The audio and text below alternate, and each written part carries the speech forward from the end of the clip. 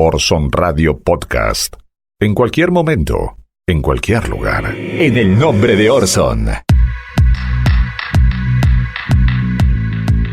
Mucha información en este programa, pero vamos a referirnos en primera instancia a lo que está pasando en Bolivia. El hermano país boliviano está sufriendo un golpe de estado, esto hay que decirlo con todas las palabras y con todas las letras.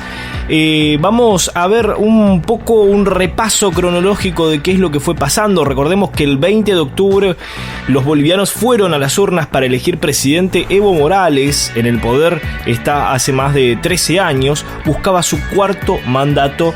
En la noche de la votación, Morales lideraba el conteo con un 45% de los votos contra el 38.16 de Mesa, ¿no? Uno de los líderes opositores que también encabezó las protestas en los últimos días. Ambos candidatos se encaminaban a una segunda vuelta, ¿no? Se escrutó hasta el 84% de los votos esa noche. La oposición y los observadores internacionales criticaron el lento ritmo de las autoridades para propiciar el resultado final, temiendo en ese momento un posible fraude. El 21 de octubre el Tribunal Electoral le otorgaba el 46% de los votos a Morales contra el 37% de Mesa, ¿no? Con el 95% del conteo realizado. La brecha se acercaba a los 10 puntos necesarios para ganar en primera vuelta. Mesa en ese momento denunciaba fraude.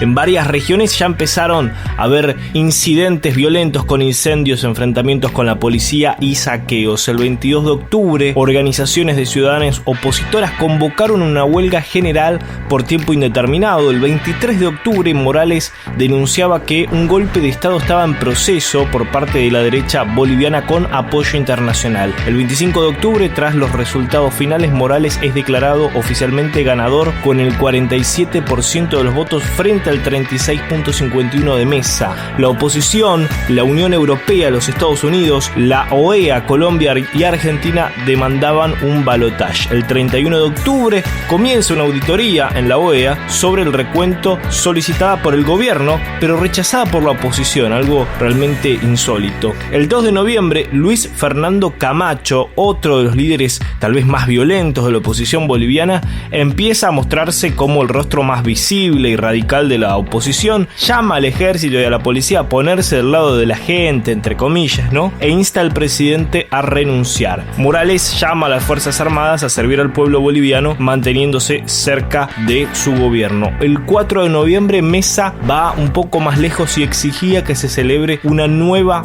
votación. El 6 de noviembre hubo violentos enfrentamientos en Cochabamba, bloqueos de rutas en otras partes del país. En una ciudad, la oposición prendió fuego el ayuntamiento, humilló públicamente a la alcaldesa oficialista del movimiento del socialismo. Unas imágenes que recorrieron el mundo, la hicieron pasear por toda la ciudad de una manera humillante, ¿no? La pintaron, le cortaron sus trenzas, algo muy simbólico lo que sucedió allí en esa ciudad. El 8 de noviembre, 3 unidades policiales se amotinaban en Cochabamba, Sucre y Santa Cruz de la Sierra. Morales volvía a denunciar un golpe de estado. El 9 de noviembre, los jefes policiales de las principales ciudades, invocando a la Constitución, decidieron no reprimir protestas. Evo, refugiado en su núcleo más duro, decide llamar a nuevas elecciones, ¿no? Minutos después de que lo reclamara la OEA. Además, ese mismo día fueron incendiados casas de 2 gobernadores partidarios de Morales, como la casa de Esther, hermana del presidente, en la ciudad de Oruro. Minutos más tarde, las Fuerzas Armadas pedían la renuncia de Evo Morales. Escuchemos.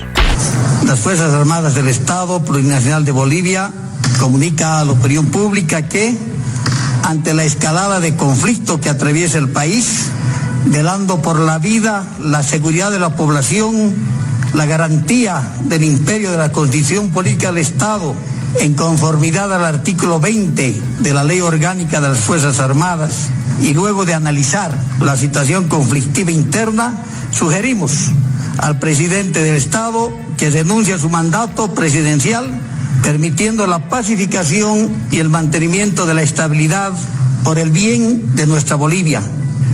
Asimismo, pedimos al pueblo boliviano y sectores movilizados de poner las actitudes de violencia, desorden entre hermanos, para no manchar con sangre, dolor y dulto a nuestras familias. Muchas gracias. Horas después, Evo Morales renunciaba a la presidencia de Bolivia. Nuestro gran deseo es cómo vuelva la paz social, la tranquilidad. Me he pedido, con mucho respeto a todo el pueblo boliviano y que también al mundo entero, que sepan cómo grupos oligárquicos conspiran contra la democracia. Es histórico, es inédito, conocemos nuestra historia. Sin embargo, tengo la obligación de buscar esta paz. Duele mucho que entre bolivianos y bolivianos enfrentados, duele mucho que esos señores, algunos comités cívicos y partidos que han perdido, llevar a la violencia, llevar a la agresión, enfrentando entre bolivianos y bolivianos. Y por esta y muchas razones, estoy renunciando, enviando mi carta de renuncia a la Asamblea Legislativa Plurinacional de Bolivia. Muchas gracias. Increíble, ¿no? La misma mañana había llamado a realizar nuevamente las elecciones, que era lo que pedían muchos sectores de la oposición, lo que reclamaban países vecinos, y sin embargo a la derecha voraz no le alcanzó. Desataron una violencia inusitada en las calles y finalmente declinó Evo Morales, ¿no? Puso en la balanza los intereses de la comunidad boliviana, puso en la balanza la paz social y finalmente renunció, ¿no? Un golpe de estado clasista, cívico, militar, con enormes intereses atrás, los intereses sobre los recursos naturales de Bolivia. Seguramente esto se va a hablar en los próximos días, así que desde este espacio repudiamos este golpe de estado que se llevó a cabo en Bolivia. Uno de los líderes que está haciendo mucha fuerza, ¿no? Que hizo mucha fuerza para llevar adelante este golpe de estado es Camacho, que junto a Mesa son los dos más visibles de la oposición que estuvieron muy activos en los últimos días. Camacho, por citar alguna de las cosas que dijo en el último tiempo, citó en público a Pablo Escobar como sinónimo de lo que debería hacerse en Bolivia, sugirió anotar en una libreta a los traidores al estilo del narcotraficante y corrió a Carlos Mesa, el principal candidato presidencial opositor, del escenario, ¿no? Mostrándose como una persona aún más reaccionaria. Luis Ignacio Lula da Silva, que recuperó la libertad este mismo fin de semana, al menos de manera transitoria, señaló que es lamentable que América Latina tenga una élite económica que no sabe cómo vivir en democracia. Además, el presidente electo de la República Argentina, Alberto Fernández, también condenó el golpe en Bolivia. Dijo que es inaceptable.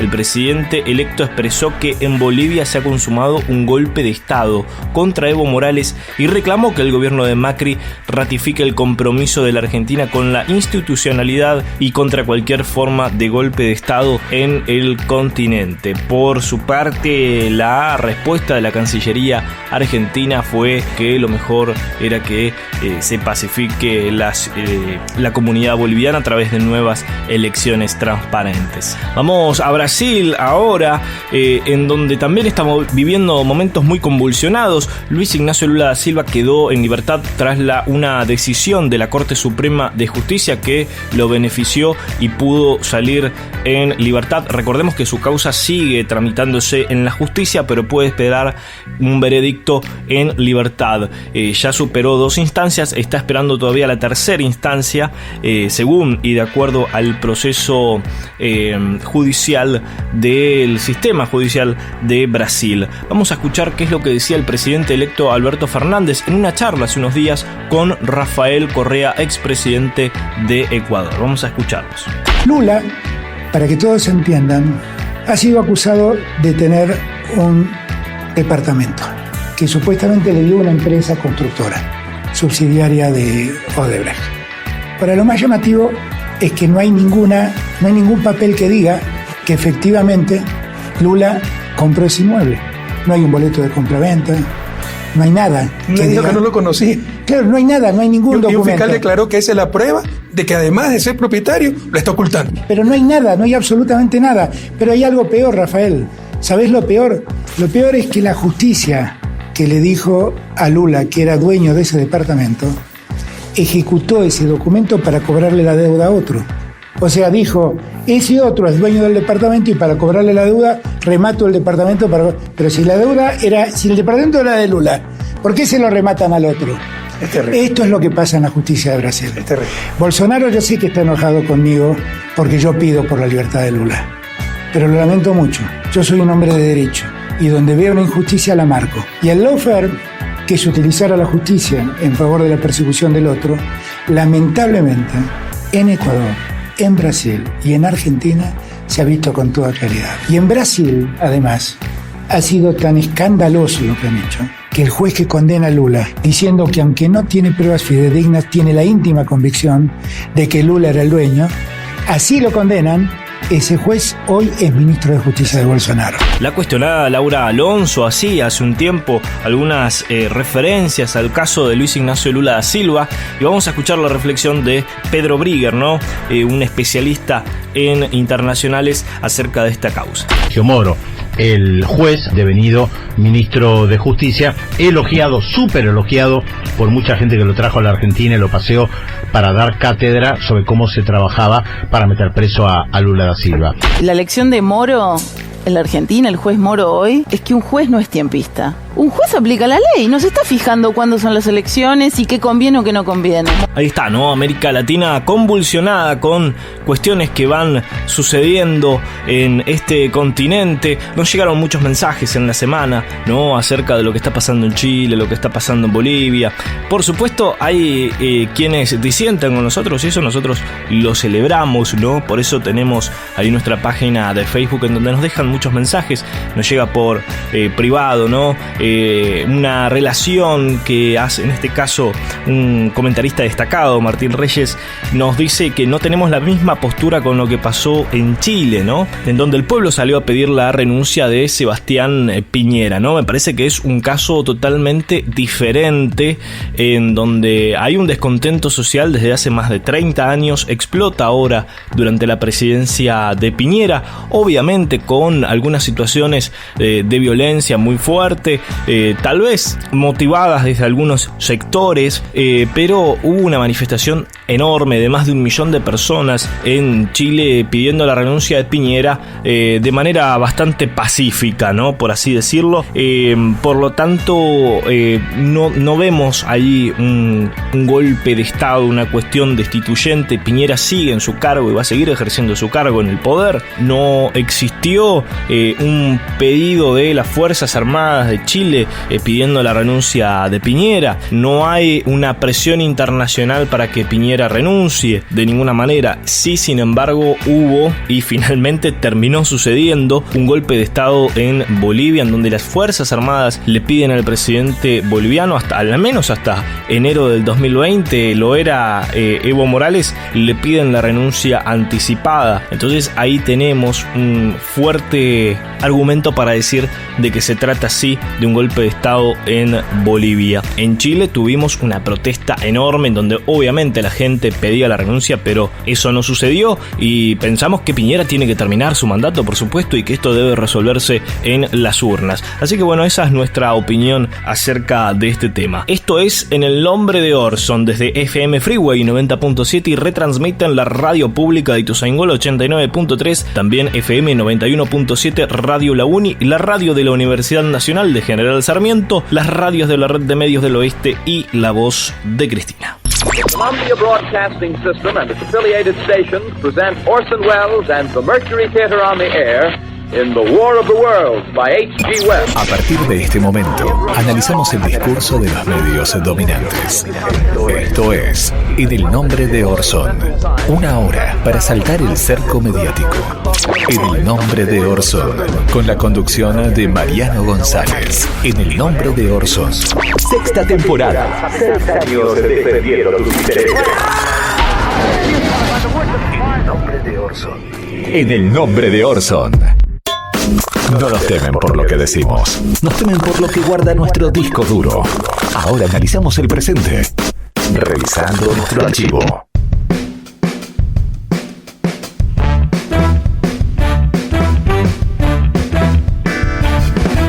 Momento de hacer memoria, de revisar el disco duro y nuevamente vamos a citar a el gran Tato Bores, ¿no? Que tantas veces ha pasado por nuestro programa y de alguna manera haciendo un repaso de los logros, ¿no? Entre comillas, de Mauricio Macri. Vamos a escuchar al gran entonces Tato Bores pintando de cuerpo entero algunas de las medidas que se tomaron durante este gobierno. En la calle me encontré con mi gran amigo José Sentido Común, que se estaba dando la presa contra las paredes. Dice: Tato, no puede ser.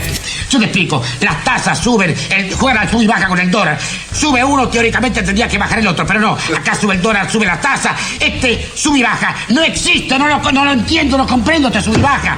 Pero me agarró de los amigos, todo tanto quieren que exportemos. Para exportar hace falta fábricas, para las fábricas hace falta empresas, la empresa necesita un mercado interno, el mercado interno se murió, hace falta guita para fomentar el comercio exterior y la guita cuesta el 25% mensual. Espera un poco, esperar, aprender, esperar. Quieren fomentar y reactivar la pequeña y mediana industria. Entonces dicen que no hay divisas, pero abren el mercado, bajan los aranceles y empezamos a gastar divisas que no tenemos. Y entonces así se desarrolla el país que nos vende, porque nosotros nada, Tato. En el nombre de Orson. En el aniversario del diario La Nación, 150 aniversario, Mauricio Macri dijo: nuestro gobierno no robó. Vamos a escucharlo un poquito, Mauricio Macri. Se pudo gobernar con honestidad y todos nos vamos a casa con la conciencia tranquila y las manos limpias. Te vamos a contar cuáles son las causas que le esperan a Macri en los próximos meses. Todo lo que los medios te ocultaron, ¿sí? Esta es una forma, por supuesto, de manipular la opinión pública. Es verosímil para cualquier televidente desprevenido escuchar el discurso del presidente, ¿no? Porque es, por lo general, lo que de alguna manera emerge en el discurso de los grandes medios, incluido La Nación, ¿no? Que es desde donde lo dijo Mauricio Macri.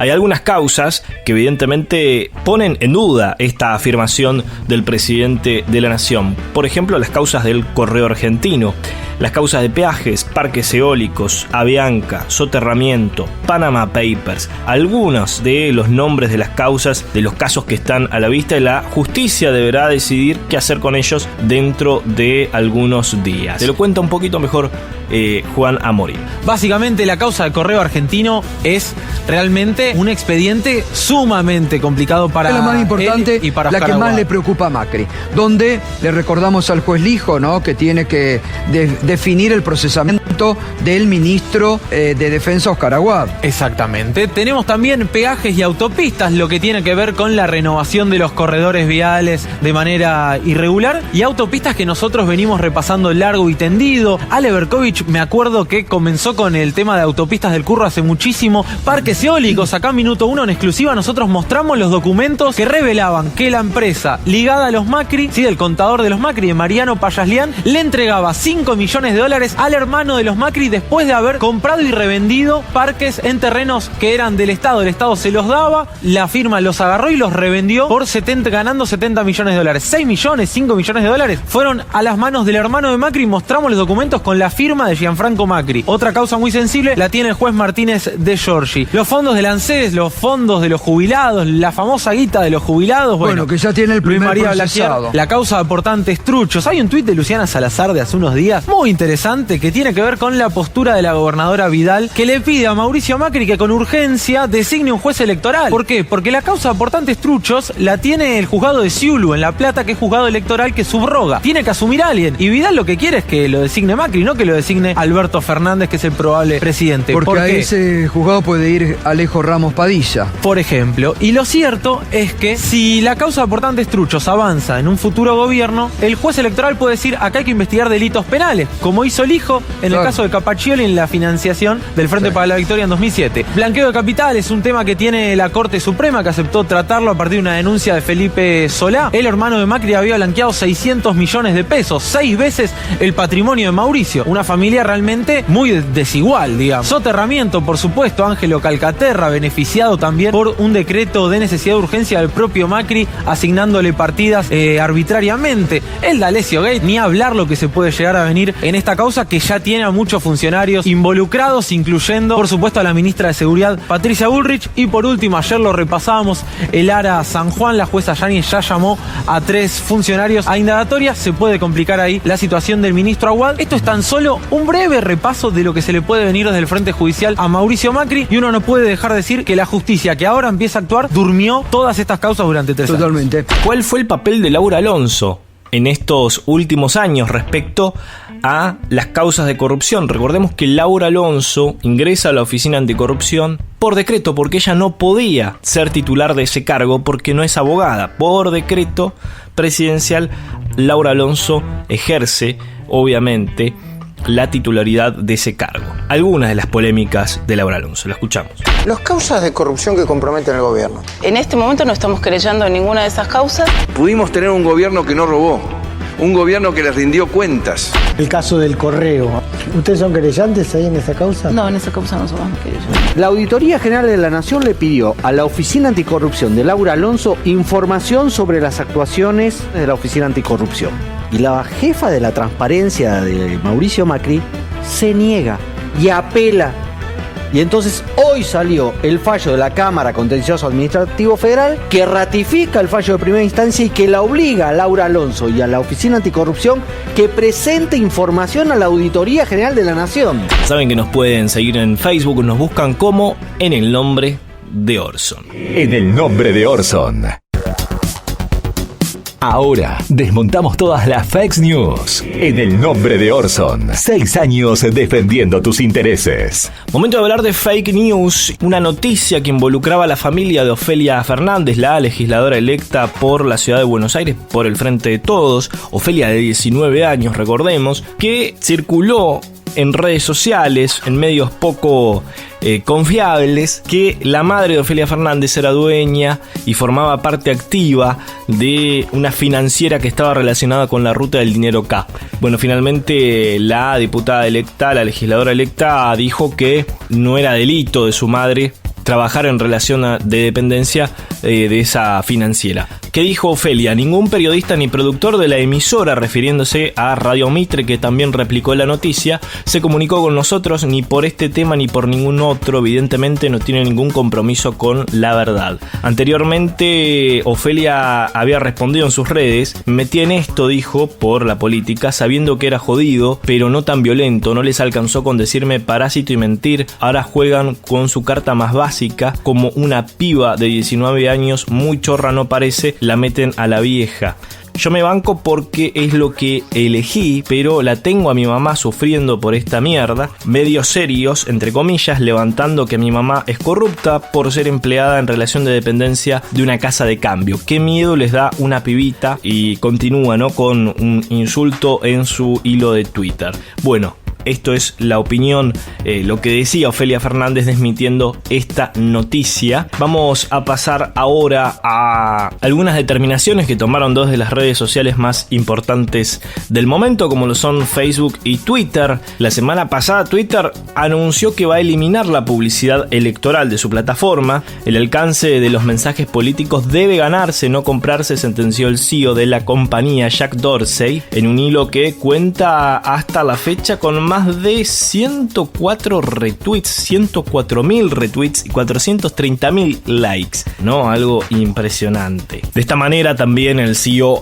decía y explicaba que era una manera de luchar contra las fake news, porque muchas veces estas publicidades pagadas por políticos incluían mensajes que no eran del todo ciertos. Por el contrario, Facebook no se plantea modificar su esquema comercial, según los últimos informes. Esta empresa se hizo acreedora en julio pasado de una sanción histórica de $5.000 millones por violar la privacidad de los consumidores, y tuvo una iniciativa reciente que es combatir la desinformación a través de iniciativas como Facebook News, algo realmente polémico, si se quiere, ¿no?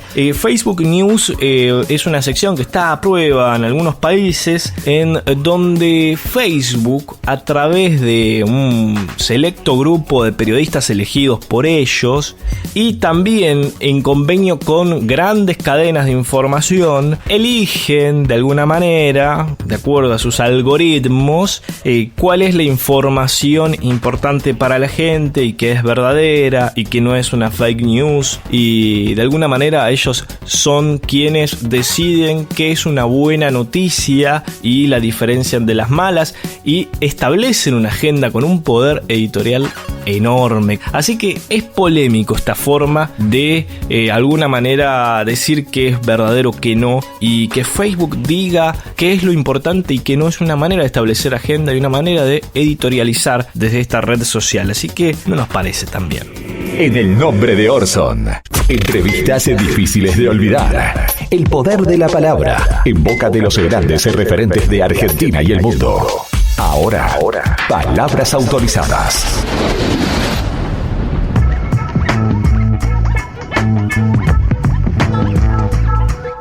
Vamos a escuchar en esta ocasión, se sienta en nuestro sillón de palabras autorizadas Alejandro Dolina, como lo he hecho en tantas otras oportunidades, en este caso hablando acerca de un tema muy importante como lo es la desigualdad, ¿no? Y la indiferencia. Toma como disparador las palabras últimas de Pichetto, que dijo hace muy poco: no les alcanzaba con la pobreza y ahora inventaron el hambre, ¿no? Repudiable lo que dijo Pichetto, ¿no? Diciendo como que la pobreza que ahora denuncian de Macri y el hambre es casi un invento, insólito. Vamos a escuchar las palabras de Alejandro Dolina. Decir que en este mundo alguien inventó el hambre con fines propagandísticos, y hay que decirlo, hay que atreverse a decirlo, hay que tener, me parece a mí, mucha indiferencia ante lo que les pasa a los demás. Significa no me importa, y significa también algo que habría que pensar. Parece que te están diciendo, con tal de que yo sea feliz, no me importa la desdicha ajena. Y ese es un precio que no deberíamos pagar por nuestra felicidad, la insensibilidad ante el sufrimiento de los demás. Por eso, en un punto, ciertas ideologías son empáticas. Yo he dicho por ahí que soy peronista, más que nada porque son unos tipos a los cuales les cuesta ser dichosos si a su alrededor ven el sufrimiento. Esa clase de empatía en los dirigentes me parece que es nuestra principal esperanza en este momento, que es el principal cambio que se opera. Yo no sé si los procedimientos, las maniobras económicas podrán funcionar, pero ese solo cambio, el cambio de la empatía, de la reacción frente al que sufre, del corazón que se acerca al sufrimiento del otro, y que se acerca con palabras que tienen también un significado de hermandad. Ese para mí es una esperanza que si no la tuviera realmente no valdría la pena nada de esto. Es la esperanza de la empatía. Vamos, lo diré, si usted quiere, del amor. En el nombre de Orson.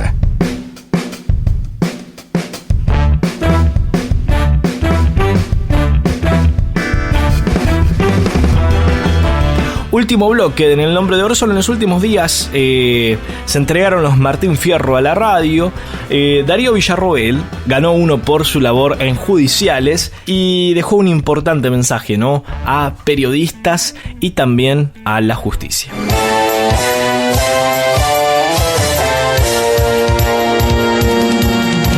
Estoy muy contento.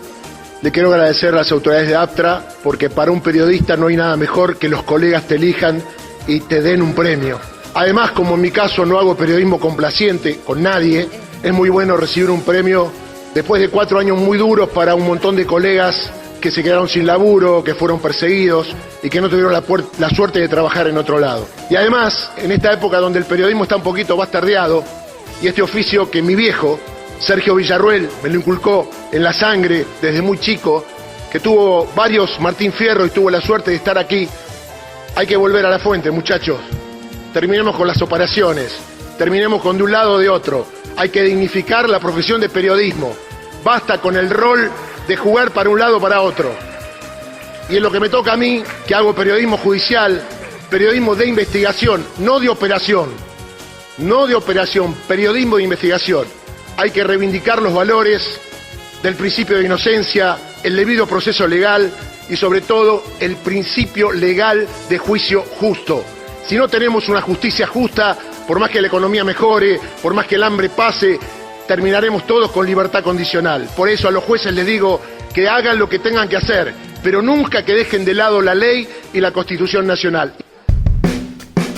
Hasta aquí En el Nombre de Orson. Estuvimos desde FM Freeway 90.7, retransmiten la radio pública de Ituzaingó, 89.3, FM 91.7, Radio La Uni, la radio de la Universidad Nacional de General Sarmiento, las radios de la Red de Medios del Oeste y La Voz de Cristina. Durante toda la semana nos escuchan en Spotify, nos buscan ahí en ese lugar también en YouTube y también en Spreaker. Hasta la próxima. Esto que acabas de ver es una visión, una opinión, nuestra interpretación de la realidad. Es nuestra verdad, pero no es la única. Hay diferentes miradas sobre los hechos. Nosotros elegimos qué contarte y cómo. Seleccionamos imágenes y testimonios, como lo hacen los medios, que de un hecho construyen la noticia. Los medios de comunicación eligen qué contarte y son responsables de lo que dicen, como nosotros somos los responsables de lo que dijimos en este programa.